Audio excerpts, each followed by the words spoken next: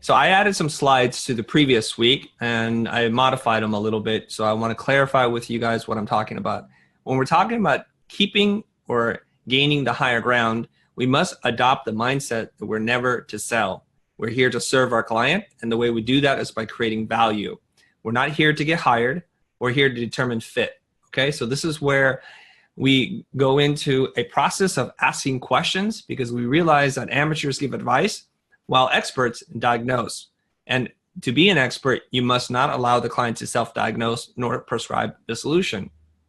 And the way this looks sometimes, and this kind of diagram, I wanted to explain this because this was included in the slides here, is that there's a lot of different ways in the funnel for a client to come to us, and that's how we begin and we determine if they're a lead. And so the ones in white on the far left column are all about very active things that you do, sales, hand-to-hand combat, those kinds of things, and it's very outbound as opposed to the ones on the middle and the right, which is inbound, like creating things that actually sales reps should be outbound, but like podcast, social media, portfolio sites, etc. But once we get the lead and they come in the door, we have a choice to make. We need to choose, do we want to remain the vendor where we're getting into very prescriptive kinds of things, or do we want to be a consultant and be elevated and then stay in the diagnostic process? So if you go and compare the columns, and I'll do that quickly for you, a prescriptive vendor is selling and telling and comes in with the mindset of I have the answer, and it's very transactional. You want to close the deal really quickly. And so you want to determine the scope and the budget really fast. And oftentimes you have an agenda and a personal goal. We talked about how you seem to have a limited set of solutions, so you're always geared towards selling those solutions. So this is a very self-centered approach. And unfortunately, as a consequence, when clients come to us, they see us as an expense because we have also a predetermined outcome and we're very price focused. So there's not a lot of great things in this list. So this is the big mindset shift that we need to take, okay? On the other side, to being the consultant, staying in the diagnostic state of mind, we're learning, we're asking, we're always wondering what is the problem. We got to figure out what those goals are. And we're doing a process called consultative selling. It's a very different kind of thing. What we're doing is surfacing the client goals, and we want to be and need to remain selfless and be an advocate for what is in the best interest of the client and not for ourselves. In this state, we're seen as an investment because we're helping to solve the client's goals. This is a big, big shift, guys. We don't come in with any predetermined outcome. So we're staying in this value focused, unbiased, open-minded, and we're asking why. And there's a little bit more here just to drill it down even further. I'm just going to read the right column here. An expert surface and prioritize goals, determine success metrics, align the brand and users, and builds consensus. We're comfortable talking about money. And what we do is we create value through insights for the client. And then we are allowed to capture some fair share of that value that we create, leading to the double thank you, where the client and us genuinely thank each other for the opportunity to work together. We are Business Bootcamp Week 4, overcoming objections. So the reason why I chose this image is a lot of you guys think it's a game of tug of war. And if you're thinking like that, you've already potentially lost because the client has a lot of leverage. And if you are thinking in your mind, I can out hustle them, I can outsmart them, I can do something, I can apply a lot of tactics to win this thing. But actually, if you look at the tug of war, as we pull harder, they pull harder, and it goes on and on and on, and you will break before they will. So the way you win the tug of war is as they pull, you just let go, and they stop pulling. And we know what happens if you pull really hard and somebody lets go is you're going to fall on your butt. So this week, I've really just drilling in deep about something that I think you guys are going to get a lot of value from. It's been building up to this, and some of this might feel familiar to you because we started to introduce these concepts early on, even in the limiting beliefs mindset module. Okay, so here's the intro. And I may have told this story in the webinar, I'm not sure. But I want to share a story with you, and it's about my son. And he's older than what he looks like in this picture, but this picture perfectly captures his sentiment, which is one of anger and frustration. So he wants a logo design for his web channel. It's called Bear Battles. And he approaches me, he's like, "Dad, I need your help in designing a logo." I said, "Okay, what do you need?" So he starts to describe it, and he shows me all his sketches, and he's very, very excited and passionate about it. And I said to him, buddy, you don't need me to do this. I've already taught you how to use Illustrator. He goes, no, I really need this. But you could look this up on the internet, I say to him. You could design it yourself. I promise you it's really easy. Search vector, shape, logo, and you're going to see a ton of tutorials. He goes, but I want you to do it. I said, well, if you want me to do it, I'm going to have to charge you. He's like, how much are you going to charge me? I said, $10. And he's like, what, $10? How about one? And I shake my head. I'm like, one, I'm not going to do this logo. Like I said, buddy, you don't need me to do this. You can do it on your own. I know you can do this. He goes, but I want it to be good. Well, you know my price then. It's $10. He thinks about it for a little bit, and then he says, how about $2? And then I say, how about 13? He says, wait a minute. That's not fair. You just raised the price. I said, yeah, that's not fair. You just lowered the price. I don't think I need to do this for you.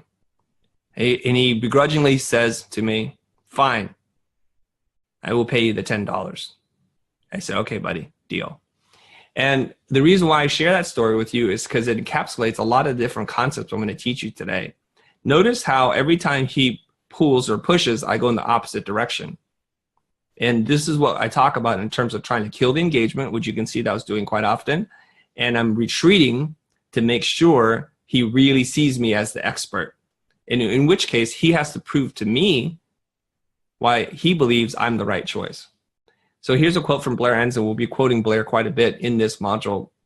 He has a lot of smart things to say as it relates to overcoming objections. Anyways, in the sales and the buy sales cycle, he says, it is not our objective to sell, convince, or persuade. It is simply to determine if there exists a fit suitable enough to merit a next step. So our goal is to inspire the prospect to form the intent to solve his problem. It is not to inspire him to hire us. I know this is a big twist on your brain right now. So the whole process and part of the sales cycle is actually not to sell them on hiring us at all. So this seems a little bit odd. Allow me to go further. So the client has a desire to change, and that's why they're talking to you in the first place. If they have no desire to change, there's no call, there's no point of contact being made.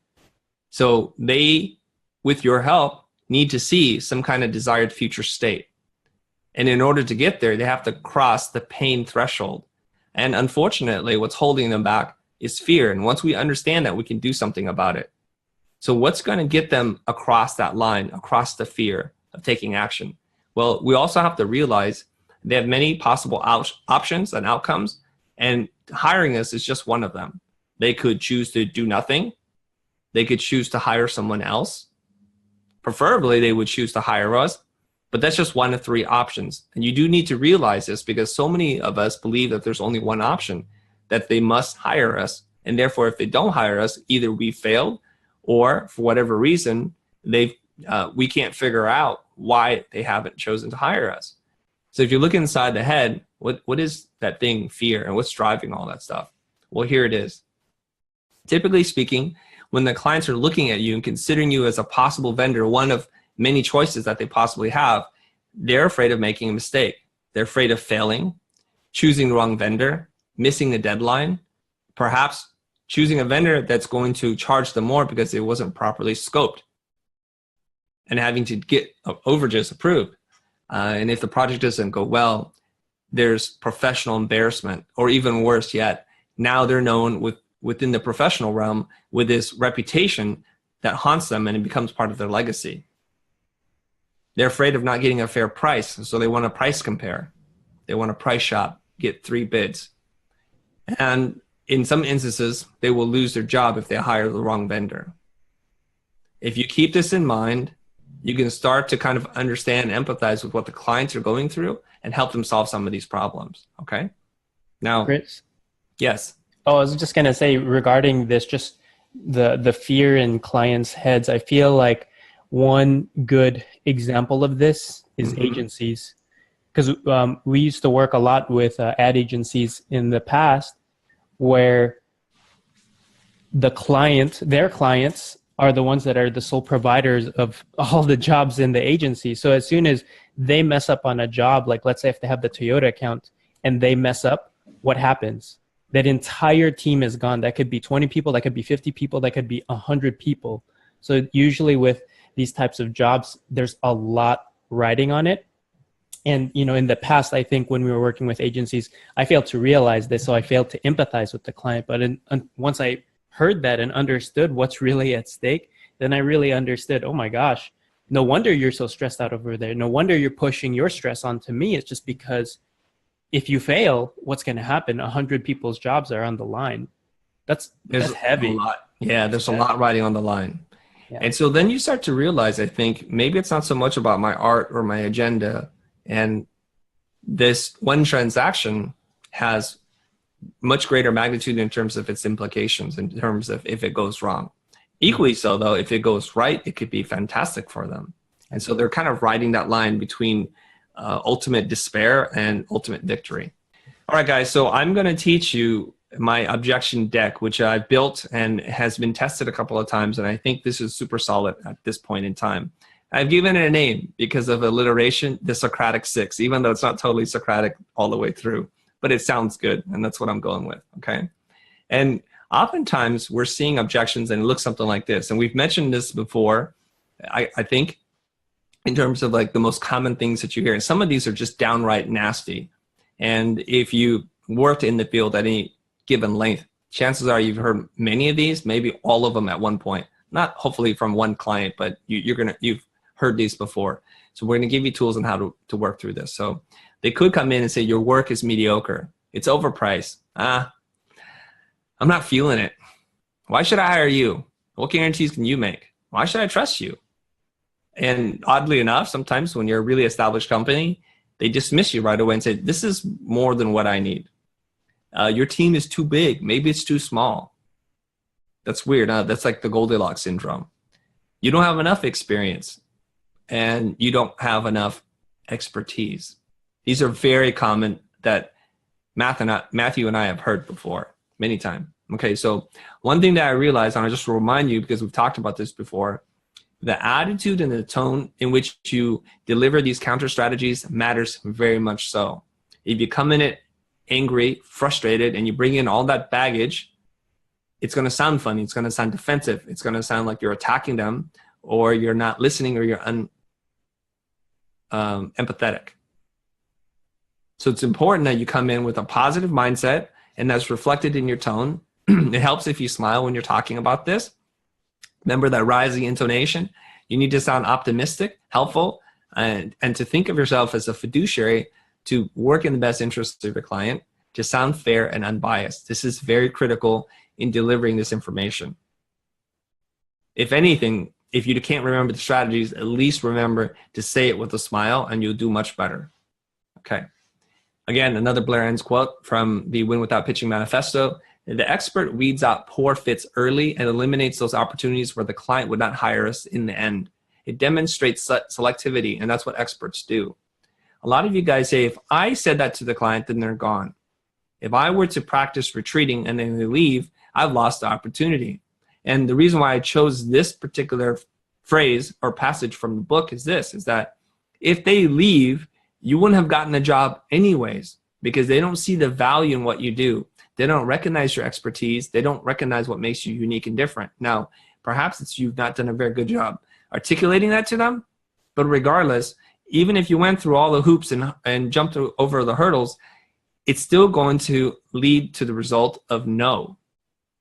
So it's important for you to determine early on if it's a good fit, and if it's not, just move on, because you're going to waste a lot of time. Remember the sunk loss bias, where the more you work on something, the more likely it is that you're going to see it through regardless of how much money you've thrown at it, because you want to see it through. Okay, so here are the 6 response strategies. And the Socratic 6 is really a question-based response to reframe the objection. And it looks something like this.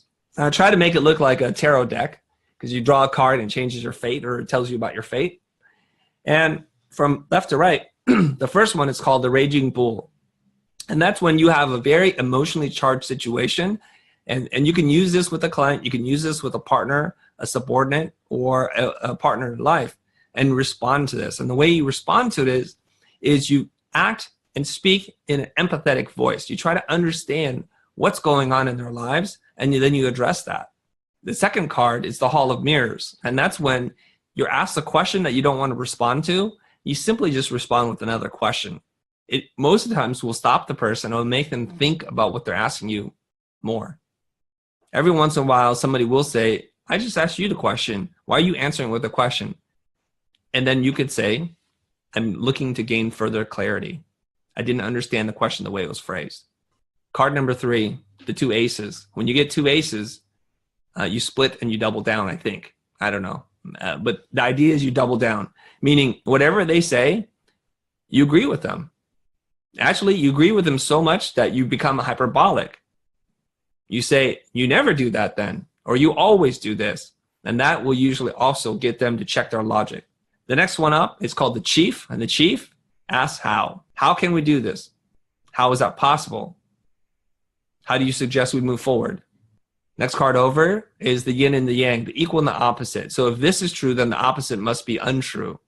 Now, maybe you're sitting there scratching your head right now thinking, I've heard this before. And that's because we've been priming you this whole time, weeks 1 through 3, to understand these concepts, because these are complicated ideas, easy to understand, but very difficult to apply. So that's why we've been giving you practice. Like we're pulling a Mr. Miyagi on Daniel-san in the Karate Kid. You've been learning it while not realizing you're learning it. The last one's a Simon Sinek. Okay, Simon Sinek, as you know, is very famous for writing a book called Start With Why. So whenever you're given a situation and you're seeing an objection, ask why. And now we'll go into the deep dive. That was it in its overview. This is important for you to understand the broad concepts. And I've come up with funny, unique names of describing this, because hopefully this will help you in remembering the concepts. So the deep dive, here we go. So when you're faced with a raging bull, and the raging bull might say something like this: I don't have a lot of time and I need this done quick. It shouldn't take very long, shouldn't it? You could probably do this, what, in a few hours? And you hear this from time to time, especially if you're dealing with nasty clients. So the raging bull says, I acknowledge the emotional state of the other person, and what I need to do now is to demonstrate empathy.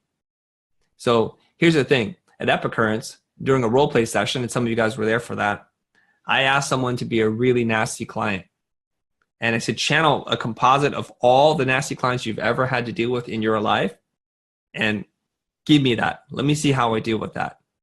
Okay? So he was like going full method. He was like, oh, he's almost like he's foaming at the mouth with so much anger.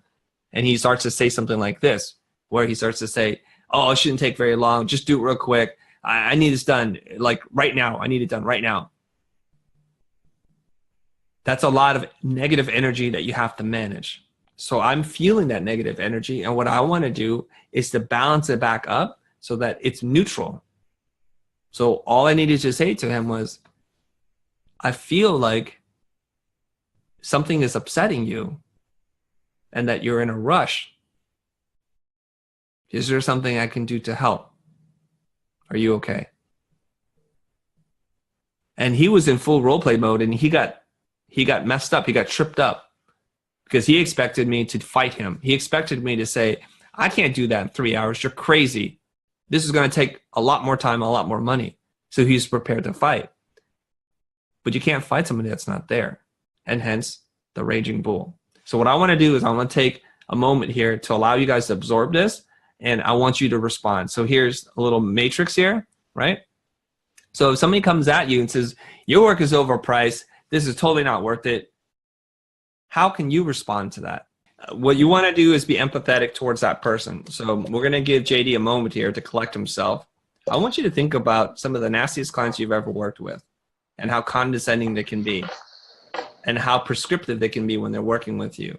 Now, based on that, I want you to start us off with a very negative place. Like the conversation just began, and I want you to start going into Liart, okay? Is this our first conversation? Let's assume, yeah. So I'm curious to know, I've looked through your website, I looked at your work, and it looks really great and all, but there's no way that work is worth what you're quoting me. There's just no way. Yeah, JD, I can hear you well, and I understand. Would you just give me a moment because I think what you were saying is a bit quick. So could you please say that again? Sure. Your website that you sent me, I looked at it. Your work, it's good. I just don't think it's worth as much as you're quoting me right now. I mean, I was on Fiverr the other day and I saw work that's really good and it was a lot cheaper.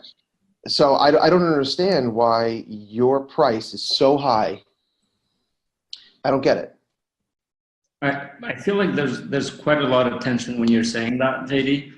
Are you in a bit of a rush, or is there something pushing you towards this? Feel like there's just a bit too much pressure on your end. No, I'm not under pressure. I was looking for quotes, which I received from you, and I appreciate you throwing your name in there. But the referral that I got for you, it was a glowing referral, so that's why I reached out to you. I don't understand why I'm being quoted so high on this job when I know I can get it cheaper somewhere else. Right. Well, let me try to help you with that. So, time out, guys. I have to time out. I think I'm just diverting somewhere else. Damn, I lost. Yeah. This is great. This is awesome. Good job, you guys. First of all, what's awesome in this? Look. God damn you, JD. JD went off the script. He threw you a curveball. Yeah, what is he doing? I totally lost it. Yeah. It's fair. Leah, you did great. Okay, but I want you to demonstrate empathy. What do you think is going on with JD right now? He was just rushing away. I feel like he's rushing. Yeah. And he's saying you're not worth it, right? Yeah. It's too expensive. Why would somebody say that? It feels more like his ass is on the line. Like somebody really pushed him too far, so now he's just venting away and Okay, hold on. Okay, let's not jump to conclusions just yet, okay? Right. It seems like somebody's pushed him over the line. Who's that person? Could be an employer, could be a client, could be somebody higher up. Okay, let's break down what he said. JD, what did you say again at the beginning? The part that I looked at his work on his website. Yeah, you looked at your work. I looked at the work on his website, and his work was good, but I don't think it was worth what he's quoting me. Not worth it. Okay, so he's only given us 3 pieces of information to work with. He's seen your website, which is okay. That's neither here nor there. It's good. That's a good thing. The only negative thing he said is it's not worth it. How can you empathize with somebody who says it's not worth it? Have you ever said to somebody before, it's not worth it? I don't know. No, do you have a partner? Do you have a child that's like, Dad, I want to buy that thing? And you're like, oh, Junior, that's not worth it, man.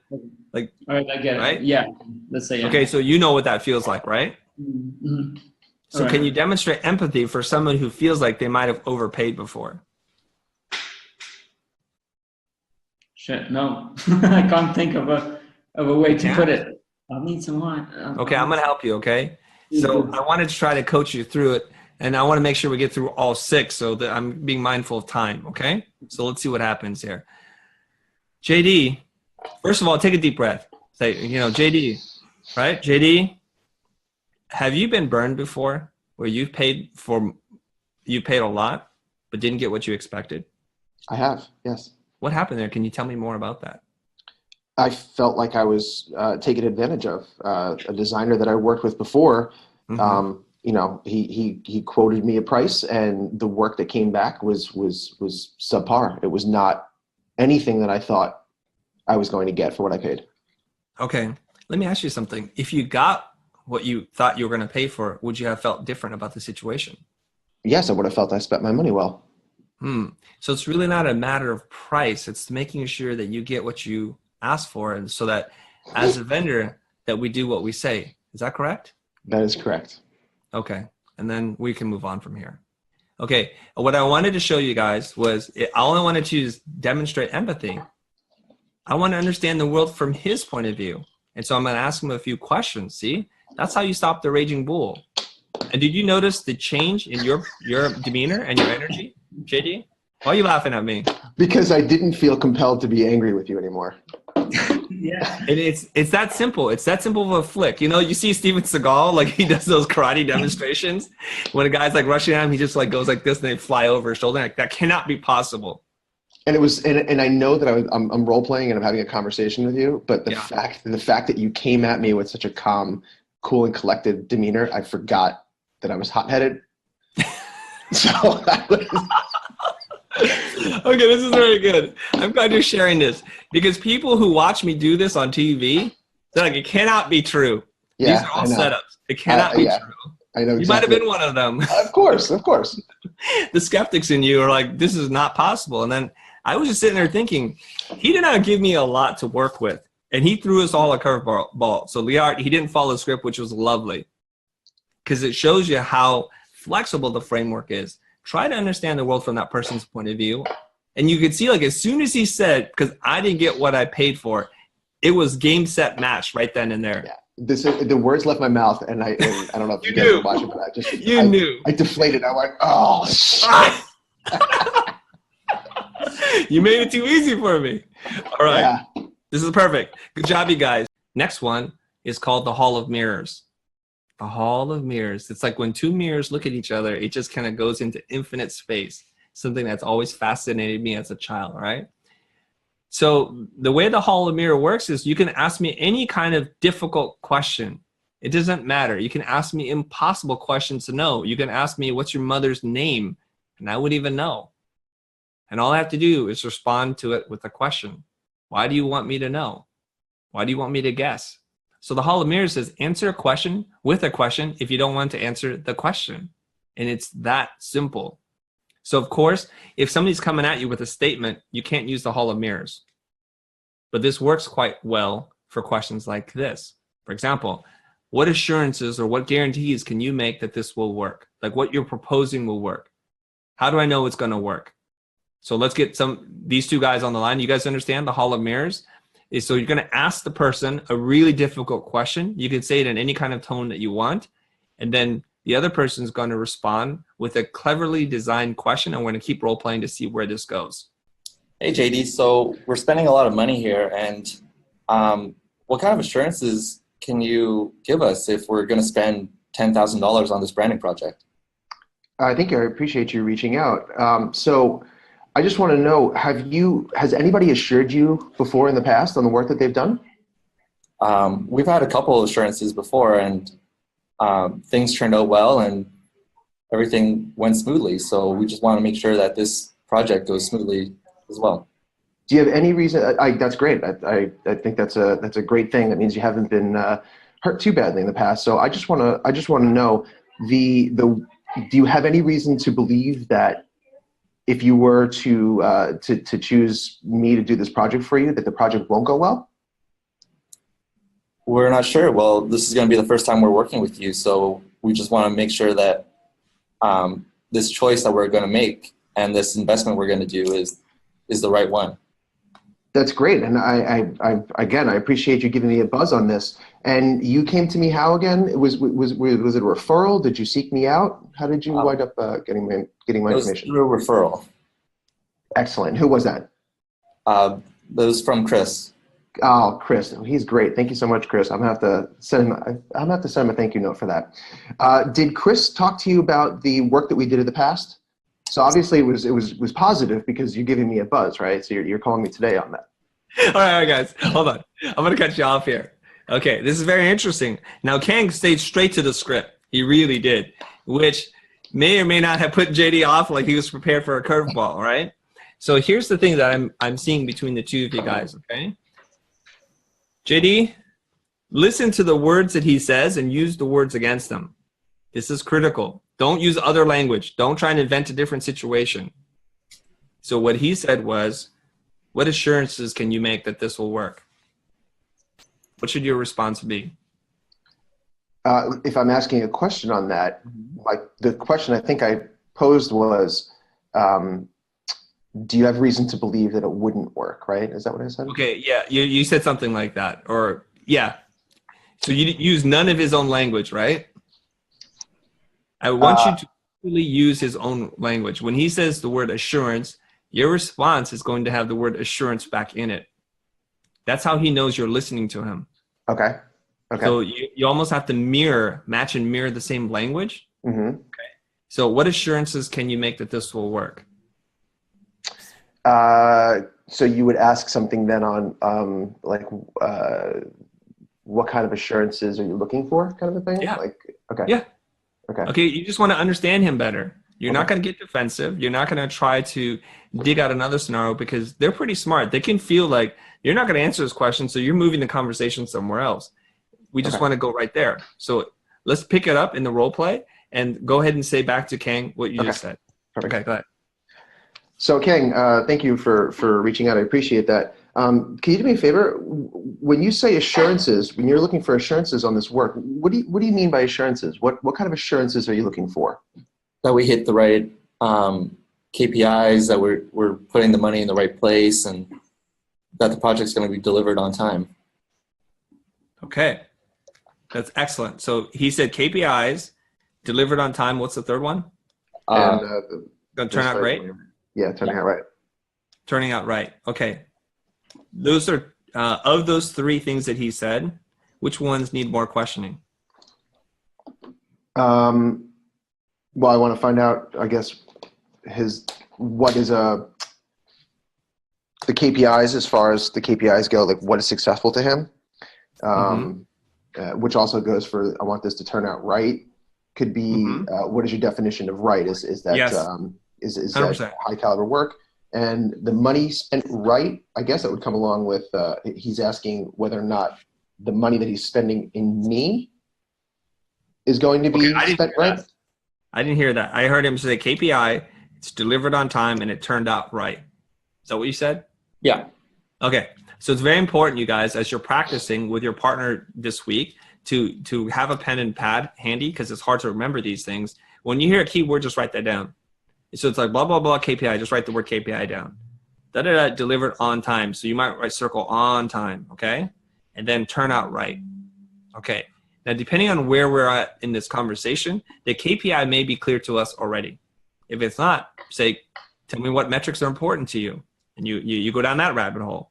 And I heard that the deadline was July 4th. As long as we meet that, you're okay, right? Yes, okay. As a matter of fact, I think given what we talked about, I could probably deliver it a little bit early. How does July 2nd sound to you? Excellent. How do we know it's going to turn out right?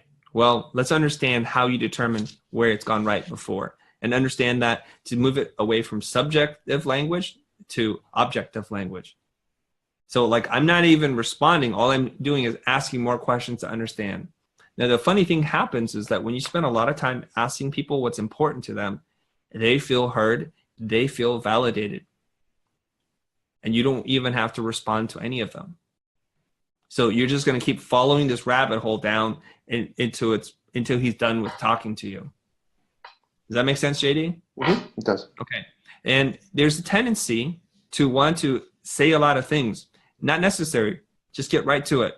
What assurances can you make? What assurance do you need? Okay. Okay. Just get right to it, because people get caught up on other words. Either you're a really smooth talker, or you're going to be saying things that are going to be very distracting, and they're going to get a sense of your nervous energy around it. Just get right to it. Hold the mirror back up to them and put it right back in their face. And it has to look like a reflection of the question that they just asked you. Otherwise, they think you're diverting, you're evading, and that's not a good thing. I learned this basically from in my teenage years, from my first girlfriend. And she gave me a lot of reason not to trust her. And she ultimately lied to me and cheated on me. But when I was trying to figure out my relationship with her, I would ask her questions. So we would have this code where I would call her house and I would hang up, because she's not supposed to receive calls from boys past a certain time. And then the next call she would pick up. So I'd call, hang up, and then I'd call again. So it's like 9, 10 o'clock. I can't remember. I call, hang up, normal protocol. I call again, and her mom answers the phone. I hang up, and I just chill out. I'm like, gosh, maybe she was busy or something. So I try again later, and I try one last time. And each and every time, her mom or her dad or somebody else answers the phone. So now I'm getting really worried. And in my hyper paranoid mind. I'm thinking, God, where is she? What's going on? So the very next day, I call her up. I'm like, hey, where were you last night? Because I was thinking she was out partying or doing something. I don't know. And she just asked me, where'd you think I was? So where were you? Where'd you think I was? I'm like, I don't know. So I'm asking you. And she says, do you not trust me? Oh, no, of course I trust you. Then why would you not feel like I'm going to be where I'm supposed to be at? So she was able to invert the whole conversation back on myself and made it an issue of my own pettiness, my own insecurity. So this is a much easier principle to apply than the other ones that I'm going to show you. So if you're having trouble on this one, Carrie, let's get through this one first. All you have to do is respond with a question. What did you eat for breakfast? What did you think I ate for breakfast? The next one, which you've already gotten a little taste of in the mindset, the limiting belief module, is the double down. So the double down works something like this. I mean, if somebody says to you, how hard can this be? I have a nephew who could do this. Now this one's counterintuitive. You double down by challenging their position by actually agreeing, saying things like that must be true. You can always use, you can also use always and never statements. Let's try and figure out another scenario and let's see how these guys do. Okay? So in a situation where somebody says there are vendors who can do this for half of what you are charging, how do you double down on that? This is going to be a little tricky. I guess with a food question, like if I'm just asking such a simple question and then you keep asking me questions to a simple question, like, dude, like, what the hell? Like, why don't you just answer my question? Try me. What did you have for breakfast, Chris? Pardon me? What did you have for breakfast? What did you think I had for breakfast? What did you have for breakfast? I don't know. I've been asking. Okay. Protein bar. Oh, awesome. Did you like it? Yeah, but what did you have for breakfast? See? So did it sound aggressive to you? I guess not really, but it sounded like, huh? It depends on how you say it. This is why I say the way you say it is more important than what you say. And I try to practice saying everything with a smile or with a little chuckle. Like it's the funniest thing I've ever heard in my life. And that disarms so many people. Watch this. Tell me that the bid is too high. Your bid is absolutely high. Okay, say it like with more anger. The bid is really high. It's really high, isn't it? Yeah. See? You can get away with anything.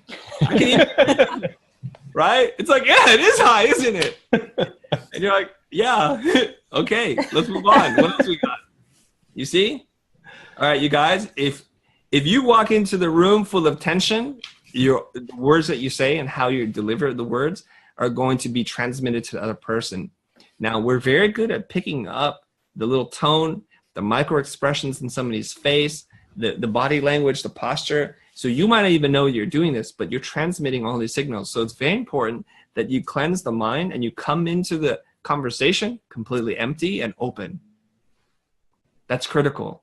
So many of us are bringing in past relationships, past experiences, even the dialogue that we're about to have with them, we're bringing an old conversation into it. So we can't be present to what's going on. So being mindful is being devoid of thought so that you can be wholly present to what's going on in the moment. That's being mindful. So if you have to meditate, if you have to go run 10 miles before you do this, do what you need to do to clear your mind. And say it with a smile. Kill them with kindness.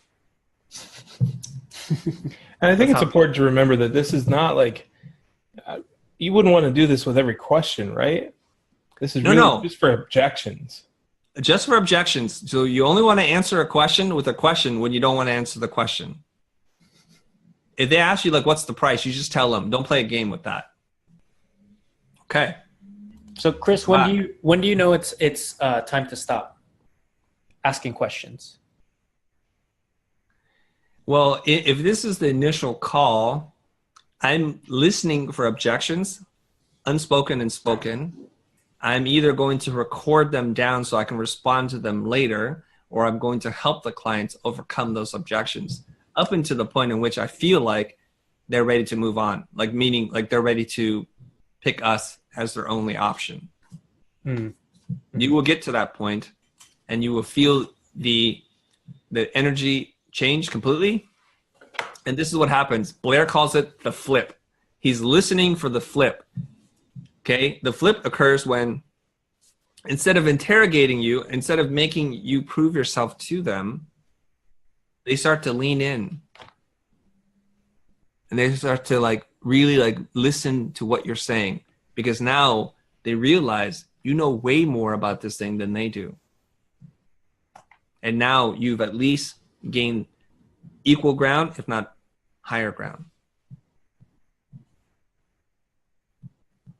They come in skeptics, they leave being evangelists.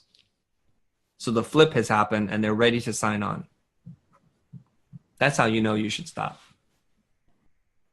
And these concepts are going to take you some time to practice and for it to become natural to part of your dialogue and rapport. What I've been doing on a fairly subconscious level, I've sat down to try to break it down so that it's repeatable for you guys. So you don't have to spend 20 some odd plus years and years of coaching to try to figure out how to do. This is why I believe that this module is super important to you if you're on the front line trying to acquire new clients. Hey, Kang, there are vendors who can do this for half of what you're charging me. You're right. There's a lot of vendors that are half of our rate. But do you think all vendors are always half our rate? No. There are some who are probably could be higher, but I was expecting to find something on a range that would be closer to the other vendors who I'm looking at. Right.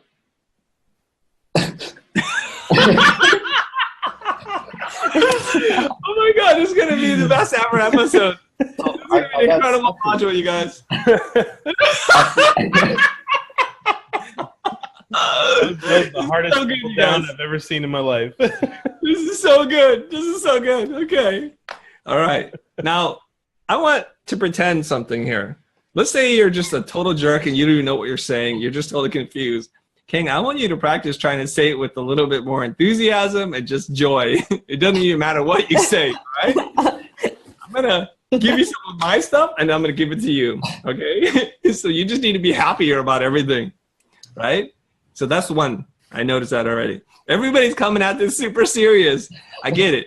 You're on camera, you're being recorded, and we're all watching you try to master something you literally just heard 10 seconds ago. So I get the challenge.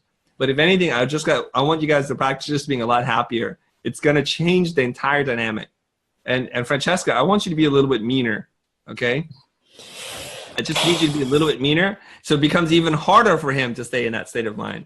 Let's try this one more time, and then I will take over from here, okay? But after she gets to that, she asks, okay, but she gets to a realization that not everyone is as expensive, or there is people that are more expensive, then I don't know what to say after that. Okay, I know, because your response was off. Your response was off, and you set your own trap is the problem, okay? So when you're playing chess, you kind of have to know what the 7 moves are ahead of time, because once you make the move, then the other person like, well, checkmate. You're like, oh, I didn't see that. Oh, I opened myself up. Darn it. And so we have to be very, very careful how we respond here, okay? So I'm going to coach you through this step by step. So Francesca, channel up some negative energy and hit Kang right in the face. Like, boom, go ahead. Kang, there are vendors who can do this for half of what you're charging me. Okay, so the first thing, Kang, is you're going to acknowledge that. Just acknowledge that and say it in a positive way. You know, you're right. There's a lot of vendors that are half our rate, and there's a lot of cheaper vendors out there. Right. Okay. You saw that? So that's all you need to do. You're not trying to prove anything. You're just agreeing with her. And then Francesca, what do you say to that? Why is it so expensive? What's that? He Why just is agreed. Oh, He wasn't arguing with you. He's like, you're right. All right, let me do this with you. Francesca, you're right. There are so many vendors that are like really cheap. What are you trying to say? it's not within our budget. It's Okay. it's not a price that I'm comfortable committing to. Mm-hmm. And I'm wondering if there's a way for us to try to lower the price so that it's within the budget that I have. Okay. So there are so many vendors that are much cheaper than us. There must be so many that you could choose from. Am I right? Yeah. That are half the price. That's correct. That do amazing work. That have a good reputation. That must be the case, right? Mm-hmm. So why are we talking? Shouldn't you just work with that? You're one of the top people on the list who have really stood out to me. I really like the work that you do.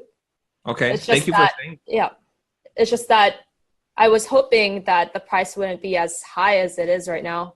Mm-hmm. So you're saying we're at the top of the list.